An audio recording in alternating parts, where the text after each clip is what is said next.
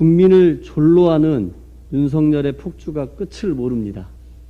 증거를 대라. 국민 여러분께서는 윤석열 후보의 이 말에 대해서 어떻게 생각하십니까?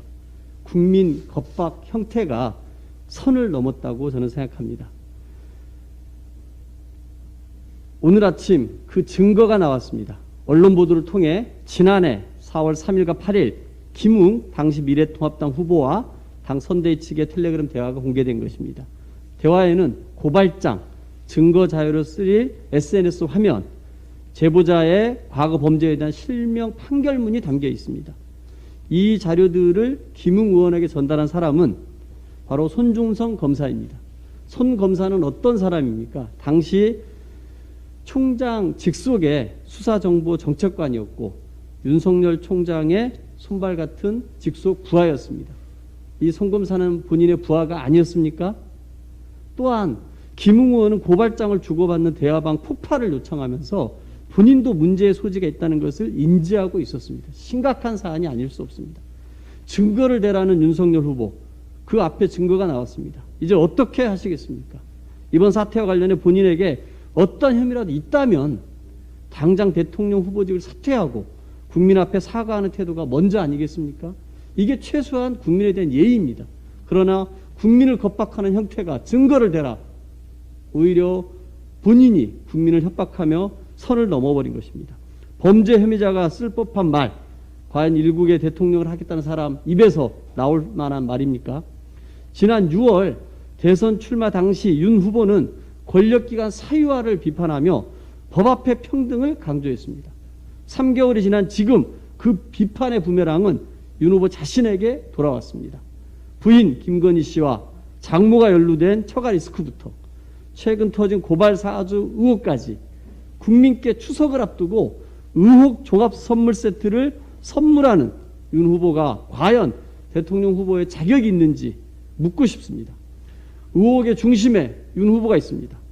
윤 후보의 대통령 후보직 사퇴를 거듭 촉구합니다.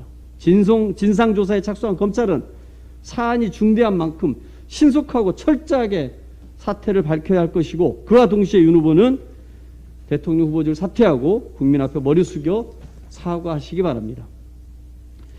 이준석 대표에 대해서 한마디 하겠습니다. 불법 농지 해명이 거짓을 낳고 있습니다.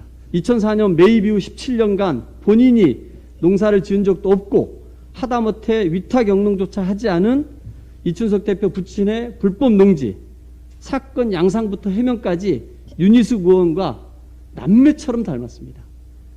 이 대표는 윤희숙 의원 앞에서 눈물까지 흘리며 결기 있는 사람이라고 결사옹위했는데, 이 대표의 눈물은 진정 이심, 윤심이자 동병상련임이 드러났습니다. 농지법 위반 의혹도 놀랍지만 더욱 황당한 것은 이 사안을 대하는 이 대표의 태도입니다. 보도 이후 언론이 입장을 묻자 이 대표는 당시 만 18세 학생이라 전혀 몰랐다고 답을 했습니다. 의혹이 더 커지자 기껏 내놓은 궁색한 해명은 2020년 총선을 앞두고 합당으로 공천 신청을 새로운 보수당에서 했다였습니다.